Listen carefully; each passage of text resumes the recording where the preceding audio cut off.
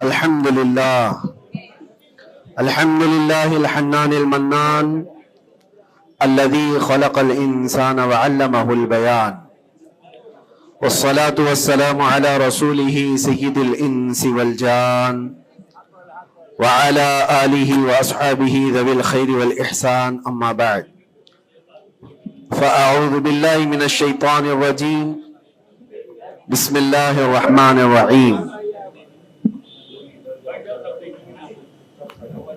إن ينصركم الله فلا غالب لكم وإن يخذلكم فمن ذا الذي ينصركم من بعده وعلى الله فليتوكل المؤمنون. صدق الله مولانا العظیم. بارگاہ رسالت معاب صلی اللہ علیہ وسلم میں درود پاک کا ہدیہ پیش کریں. اللہم صل علی سیدنا مولانا محمد معدن الجود والکرم کریم وبارک وسلم صلاة دائمة سرمدا ابدا. اسلام کی فطرت میں قدرت نے وہ لچک دی ہے، جتنا ہی دباؤ گے اتنا ہی وہ ابھرے گا. یہ میرے مصطفیٰ کریم صلی اللہ تعالی علیہ وسلم کے سچے اور اچھے دین کی ہمیشہ سے یہ تاریخ رہی ہے. جب جب باطل طاقتیں، باطل قوتیں اپنی پوری قوت لگا دیتی ہیں، تب اسلام اور بلندی سے بڑھتا چلا جاتا ہے. اسی لیے ایک شعر میں بار بار اپنی تقریروں میں کہا کرتا تھا، اور اسی تقریر کے شعر کو لے کر مجھ پر نہ جانے کیا کیا مقدمے لگائے گئے، اور وہ شعر آج کیا قیامت تک بھی بولا جاتا رہے گا. میں وہ پھر دہراتا ہوں اس لیے کہ وہ صرف ایک شعر نہیں بلکہ ہمارا ایمان بھی ہے. وہ ایمان بھی ہے جس کا معنی اور مفہوم ہمارے قوم کے ہر بچے کو یاد ہے. قتل حسین اصل میں مرگ یزید ہے. اسلام زندہ ہوتا ہے ہر کربلا کے بعد. اسلام زندہ ہوتا ہے ہر کربلا. جب بھی کبھی کسی کی قربانی ہوتی ہے تو وہ رائے گاہ نہیں جاتی، وہ برباد نہیں جاتی. اللہ تبارک و تعالیٰ کی ہزاروں لاکھوں حکمتیں پوشیدہ ہوتی ہیں. دنیا کو تو صرف اتنا نظر آتا ہے کہ امام حسین اور ان کے بچے میدان کربلا میں کاٹے گئے، مارے گئے، قتل کر دیے گئے، لیکن اس کے پیچھے کی حکمتیں یہ رب العالمین جانتا ہے. اور آج تک قوم اس کو سمجھ رہی ہے کہ اسلام میں جو آج ہریالی باقی ہے اس میں خون حسین کا کردار ہے. اور ہمارے ائمہ کرام بزرگان دین نے اس کو اپنے خون سے، اپنی محنتوں سے سینچا ہے. لہٰذا میرے عزیزو، آپ سب کو بھی کبھی یہ نروس ہونے کی ضرورت نہیں. میں گرفتار ہوا بھی اور واپس اسی جگہ پہنچا جہاں سے ہم آپ کو خطاب کیا کرتے تھے. ہزار لوگ یہ سوچتے تھے کہ ممبر پر آپ دوبارہ نہیں کھڑے ہو سکتے. ہم نے ان سے یہی کہا تھا، میرا رب تبارک و تعالیٰ چاہے تو تمہاری گردن پہ بھی کھڑا کر دے گا. ممبر پر ہی نہیں، جہاں وہ رب تعالیٰ چاہے کھڑا کر دے. اور جب تک اس پروردگار عالم کو منظور نہ ہو، وہ اللہ تبارک و تعالیٰ ہمیں کنارے رکھتا ہے. یہ صحابہ اکرام، اولیاء کاملین سب کی تاریخ میں رہا ہے. آج بڑی خوشی ہے اس بات کی کہ ہم اسی مسجد میں واپس آپ کے ساتھ جمعہ ادا کر رہے ہیں. اس مسجد کی روحانیت اور اس کی نورانیت ہمیں واپس یہاں کھینچ لاتی ہے. کئی مہینوں کے سفر بھی ہوتے ہیں لیکن واپس اس مسجد میں آ جاتے ہیں. نہ جانے یہاں کے لوگوں کی دعائیں یا یہاں کا کیا تعلق ہے. عزیزان گرامی وقار، چند باتیں میں عرض یہ کرنا چاہوں گا کہ قوم کے اندر جو ایک نروس پن ہے، خوف ہے، جس کو دوسرے لفظوں میں اگر میں کہوں تو بزدلی ہے. کس وجہ سے قائم ہے؟ کس وجہ سے ہے یہ ڈر اور خوف کا ماحول؟ صرف اسی لیے ہے کہ ہر بندہ کمفرٹ زون میں جینا چاہتا ہے، آرام اور عیش کی زندگی میں جینا چاہتا ہے. ہر ایک نے اپنے اوپر دنیا اتنی لاد لی ہے، اپنے اوپر دنیا کو اتنا سوار کر لیا ہے کہ اس سے نکلنا اس کے لیے مشکل ہو جاتا ہے. اور اسی وجہ سے اللہ کے نبی صلی اللہ تعالی علیہ وسلم ارشاد فرماتے اپنے صحابہ کو بھی کہ جب تمہارے اندر बैल की पूंछ पकड़ करके खेती बाड़ी करने की आदत आ गई और तुम घोड़े की पीठ छोड़ चुके हो तो समझ जाना कि दूसरी कौमें तुम पर हुकूमत करने लग जाएंगी। आज बैल की पूंछ पकड़कर खेती बाड़ी करने का मतलब सिर्फ ये नहीं है कि किसान बन जाए, सबका हाल यह है कि हमें दुनिया जमा करना है, दुनिया जमा करना है। और इस दुनिया जमा करने के चक्कर में इसकी पूरी उम्र खत्म हो जाती है, लेकिन वो हसरत पूरी नहीं होती, वो हसरत पूरी नहीं हो पाती। जितनी चीज की तुम्हें जरूरत थी वो तो हासिल हो चुका था, लेकिन उससे ज्यादा की तलब में हम भागते ही रहे, भागते ही रहे। हम ये नहीं कहते कि आप घर ना बनाएं, हम ये नहीं कहते कि आप अच्छे कपड़े ना पहने, सब करें, लेकिन कम से कम इस बात का ख्याल रखना चाहिए कि इस दुनिया की कमाई में और इसकी तलब में कहीं ऐसा ना हो कि मेरा दीन छूट जाए, ऐसा ना हो कि अल्लाह के नबी सल्लल्लाहु ताला अलैहि वसल्लम से जो मेरी मोहब्बत है उसमें कमी आ जाए। याद है आपको एक हदीस पाक, अल्लाह के हबीब सल्लल्लाहु अलैहि वसल्लम इरशाद फरमाते हैं कि मुझे मेरे बाद इस बात का खौफ नहीं है कि मेरी उम्मत मुशरिक हो जाएगी, काफिर हो जाएगी।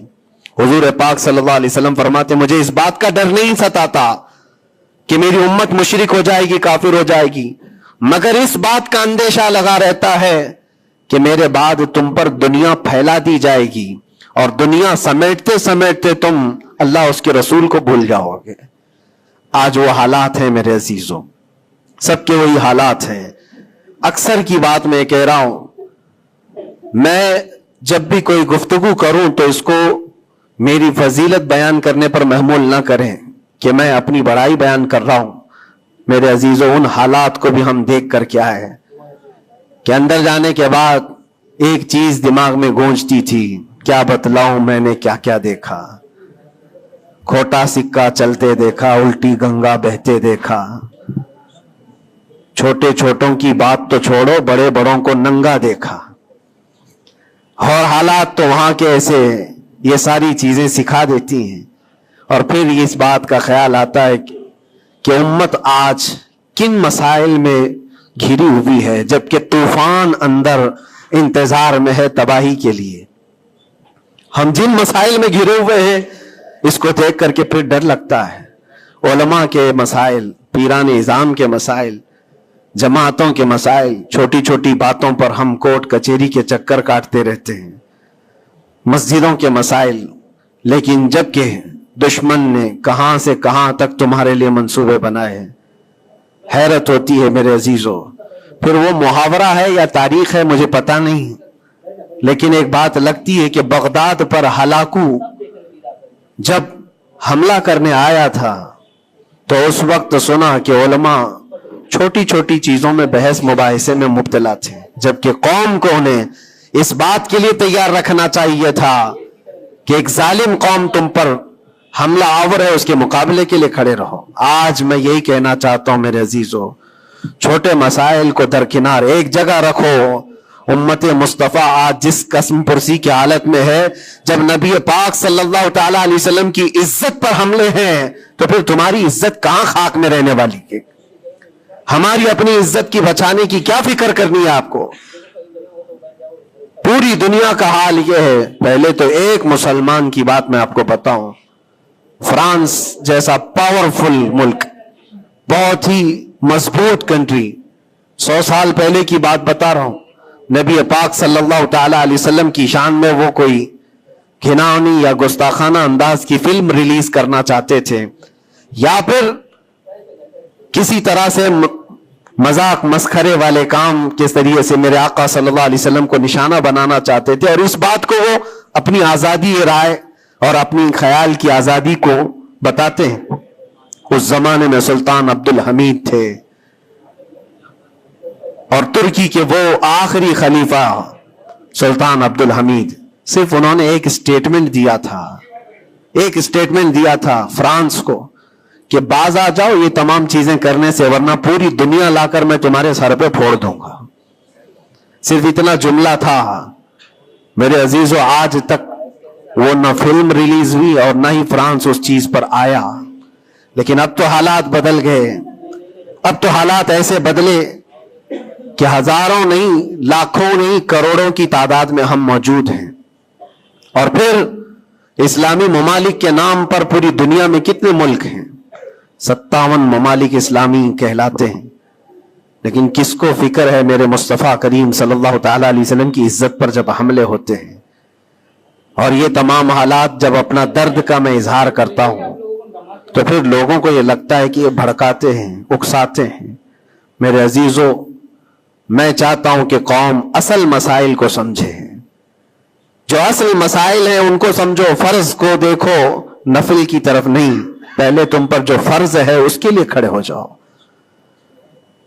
آج قوم کی بکھراؤ کو بھی دیکھتا ہوں تو ایک حدیث پاک میں آپ کے سامنے رکھتا ہوں. اللہ کے نبی صلی اللہ علیہ وسلم سے پوچھا گیا دین کیا ہے؟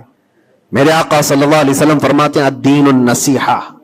دین خیر خواہی کرنے کا نام ہے، ہر ایک کے ساتھ اچھا برتاؤ. پھر پوچھا قلنا لمن یا رسول اللہ صلی اللہ علیہ وسلم، اے اللہ کے رسول کس کے لیے خیر خواہی کرنے کا نام دین ہے؟ اللہ کے رسول صلی اللہ علیہ وسلم فرماتے ہیں للہ ولکتابہ ولرسولہ وللائمۃ المسلمین وعامتہم. اللہ کے لیے، اس کی کتاب کے لیے، اس کے رسولوں کے لیے، اور مسلمانوں کے جو امام ہیں یا ان کے حاکم ہیں، ان کے لیڈر ہیں، ان کے لیے، اور تمام مسلمانوں کے لیے اچھائی کا ارادہ کرنا، بھلائی کا ارادہ کرنا، اسی کا نام دین ہے. دین کو اللہ کے نبی صلی اللہ تعالی علیہ وسلم نے ان تمام چیزوں کے ساتھ لگا کر کے آپ کو بیان فرمایا. اور آج میں اس میں سے ایک ٹکڑا ہی اگر بیان کروں کہ الدین النصیحہ لائمۃ المسلمین وعامتہم، مسلمانوں کے امام، مسلمانوں کے جو لیڈر ہیں ان کے لیے اور عام مسلمانوں کے لیے خیر خواہی کرنے کا نام دین ہے. اور آج میرے عزیزو اس بات کی بہت زیادہ ضرورت ہے، بہت زیادہ ضرورت ہے. اجتماعی طور پر سب دیکھیں کہ ہمارا مفاد کس میں ہے، امت کا کام کس میں ہو سکتا ہے. اور ایک حدیث میرے آقا صلی اللہ علیہ وسلم فرماتے ہیں من اصبح ولم یہتم، حضور اکرم صلی اللہ علیہ وسلم فرماتے ہیں من لم یہتم بامرنا فلیس منا، جو اس حال میں صبح کیا کہ میری امت کا خیال نہیں کیا، حضور فرماتے وہ ہم میں سے نہیں ہے، وہ ہم میں سے نہیں ہے. کتنی صبح ایسی ہوتی ہیں جو تم صبح اٹھ کر کے سوچتے ہو کہ امت کا کیا ہونا ہے. یا آقا کریم صلی اللہ علیہ وسلم فرماتے جس نے میری امت کا خیال نہیں کیا وہ مجھ میں سے نہیں ہے، وہ ہم میں سے نہیں ہے. عزیزان گرامی وقار، ہر ایک کو ایک درد ستاتا ہے کہ کل کیا کھاؤں گا، کل کیا پہنوں گا، میرا گھر کیسے بنے گا، میری جاب کیسے لگے گی. لیکن ان غربائے امت کے لیے کون سوچتا ہے جو کاٹے جا رہے ہیں، مارے جا رہے ہیں، جن کے گھر اجاڑے جا رہے ہیں، ان کے بارے میں کبھی دل کے اندر نرمی آتی ہے؟ اگر تمام مسلمانوں کے دلوں کے اندر یہ نرمی اور یہ رحم ہوتا تو میرے عزیزو حالات ایسے نہیں ہوتے تھے، حالات ایسے نہیں ہوتے. صحابہ اکرام میں سے ایک مثال میں آپ کو بتا دوں کہ ہمارا دین آج جس کو ہم لے کر کے چل رہے کتنا بکھر گیا. سچ کہا تھا حالی نے کہ خاص ہے خاصان رسول وقت دعا ہے، امت پہ تیرے وقت جب آ کے پڑا ہے.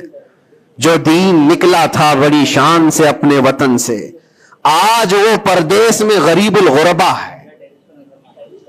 آج دین اسلام کو ہم نے اجنبی بنا کر رکھا ہے، ہمارے گھروں میں ہی نہیں ہے، ہماری ذات پر نہیں ہے. ہم تو پھر دوسرے کو کیا تانا دیں گے؟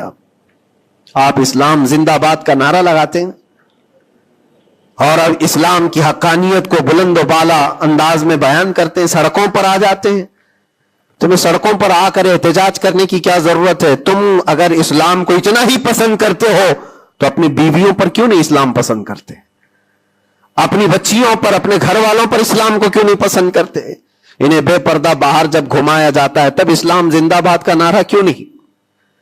یہ شادی ہال میں کبھی جا کر دیکھیں، یہ پارٹیوں میں جا کر دیکھیں، اندازہ بھی نہیں ہوتا کہ یہاں مسلمانوں کا جم غفیر ہے. میرے عزیزو، ایک حدیث عرض کرتا ہوں، حضرت ابو دردہ رضی اللہ تعالیٰ عنہ سے منسوب ہے. حضرت عمر فاروق رضی اللہ تعالیٰ عنہ کا زمانہ خلافت ہے اور عادل کے وہ بادشاہ ہیں. بیٹھے ہوئے تھے، ایک شخص کو پکڑ کر لایا گیا عدالت میں کہا گیا کہ اس نے قرض لیا ہے اور یہ دیتا نہیں ہے. تو جو قرض خواہ تھے وہ بھی صحابی تھے. انہوں نے کہا کہ یہ اجنبی آدمی مدینے کا تو ہے نہیں, لیکن میں نے اس کو پیسے دیے تھے, یہ واپس نہیں لوٹاتا اور آئیں کائیں کرتا رہتا ہے, بہانے بناتا ہے. حضرت عمر فاروق رضی اللہ تعالیٰ عنہ نے اس اجنبی شخص سے کہا, اب تم کیا کہنا چاہتے ہو؟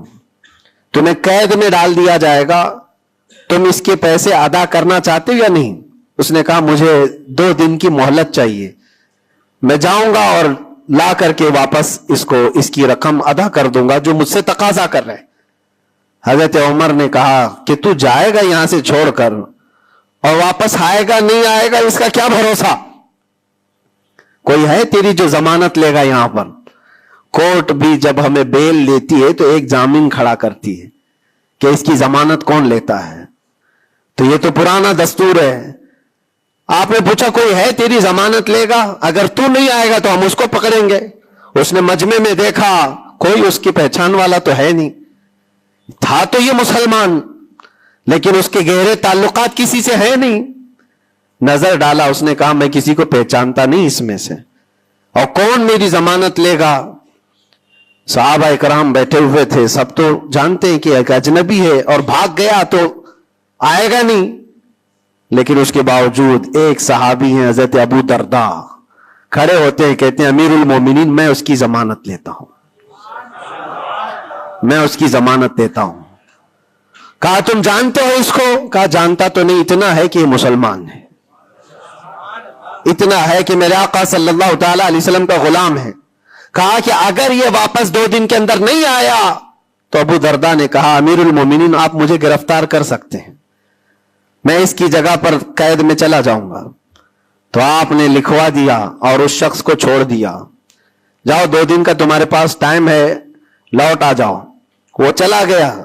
لوگوں میں تو یہی مشہور تھا, ایک بار جو چھوٹ گیا وہ عدالت سے واپس کہاں آتا ہے, کب وہ کسی کے شکنجے میں آئے گا. 2 دن کا وقت گزر گیا اور شام ہو گئی, وہ آیا نہیں. مغرب کا وقت تھا, اس سے پہلے امیر المومنین نے کہلا بھیجا کہ ابو درداء سے کہو کہ اپنی گرفتاری دے دے. جس کی وہ ضمانت لیا تھا وہ آیا نہیں ہے. عدالت پھر سے لگی. قرض خواہ جنہوں نے قرض دیا تھا وہ بھی تھے, اور حضرت ابو درداء کو لایا گیا. کہا کہ میں تیار ہوں.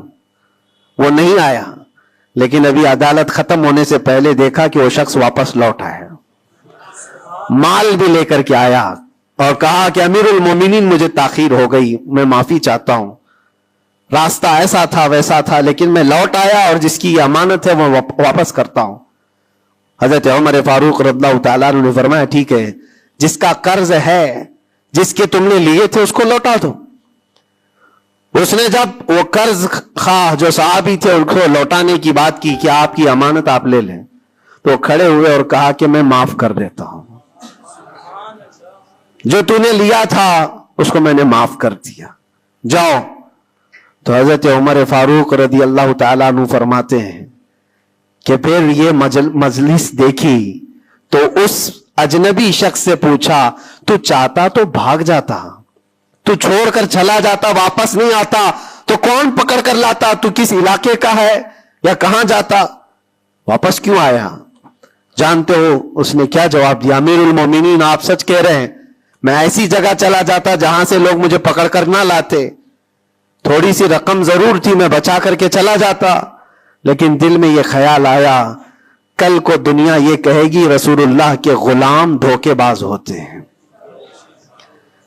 کہیں اللہ کے نبی صلی اللہ تعالی علیہ وسلم کے اوپر کوئی انگلی نہ اٹھائے کہ حضور کا غلام ایک مسلمان دھوکہ دیتا ہے. اس لیے میں واپس لوٹ آیا, میرے لیے دنیا حقیر ہے, میرے مصطفیٰ کی نسبت بہت بلند ہے. امیر المومنین نے ابو درداء سے پوچھا کہ اے ابو درداء, تم ایک اجنبی شخص کی ضمانت لینے کو تیار ہو گئے, تمہارے اندر کیا جذبہ آ گیا ایسا؟ ابو درداء نے کہا امیر المومنین میں نے دیکھا یہاں پر حالات ایسے کہ اس کو پہچاننے والا کوئی نہیں, اور اگر ہم میں سے کوئی بھی نہیں اٹھتا تو یہ شخص اور اس کے بعد آنے والی قوم یہ کہتی حضور پاک صلی اللہ علیہ وسلم کے غلاموں میں مدد کرنے کا جذبہ ختم ہو گیا ہے.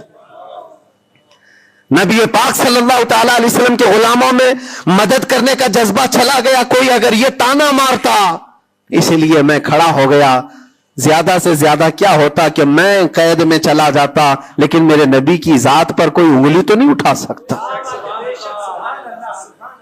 حضرت امیر المومنین نے اس صحابی سے پوچھا تم نے قرضہ معاف کیوں کر دیا, اور عدالت میں مقدمہ کیا تھا, معاف کرنا تھا تو پہلے کر دیتے. آپ نے کہا کہ میں اس کو پہلے پہچانتا نہیں تھا, لیکن یہ جب 2 دن کا موقع لے کر گیا بھی اور واپس لوٹ آیا بھی تو امیر المومنین میرا تو یہ حق بنتا ہے کہ میں اس مسلمان کا قرض معاف کر دوں, اس لیے کہ میرے دل میں بھی یہ خیال آیا کہ اگر میں معاف نہ کرتا تو کل کو دنیا یہ کہتی کہ رسول اللہ کے غلاموں میں معاف کرنے کا جذبہ بھی چلا گیا. یہ ہے پورا دین, یہ ہے پورا دین. ایک دوسرے کو معاف کرنے کا جذبہ, ایک دوسرے کی مدد کرنے کا جذبہ, اور وعدے کو مکمل کرنے کا جذبہ, یہ کل ملا کر کے دین بنتا ہے.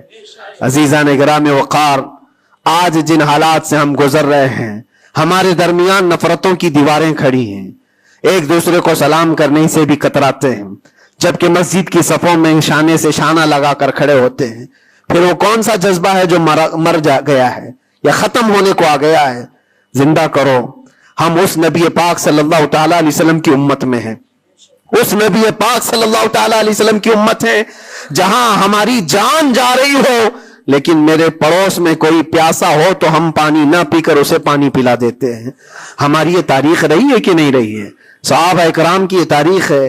مدینہ طیبہ کو جا کر دیکھ لینا, نبی پاک صلی اللہ تعالی علیہ وسلم کے اس پاک زندگی میں ایسا بھی تھا کہ ایک صحابی کے گھر گوشت کا تحفہ آیا, بھنا ہوا گوشت تھا, کسی نے دیا, انہوں نے یہ سوچ کر کے بغل میں دے دیا مجھ سے زیادہ بھوکے میرے پڑوسی ہیں. پڑوسی نے یہ سوچا مجھ سے زیادہ میرا پڑوسی بھوکا ہے. وہ گوشت کی بھنی ہوئی سری بکری کی مدینے میں ایک رات میں سب گھروں میں گھومتی گھومتی اسی پہلے صحابی کے گھر آ گئی. ہر ایک کو یہ خیال تھا مجھ سے زیادہ حق اس کا ہے, ہر ایک کو یہ خیال تھا مجھ سے زیادہ اس کا حق ہے. عزیزان گرامی وقار, آج جو حالات ہیں وہ بہت بدلے ہوئے لگتے ہیں.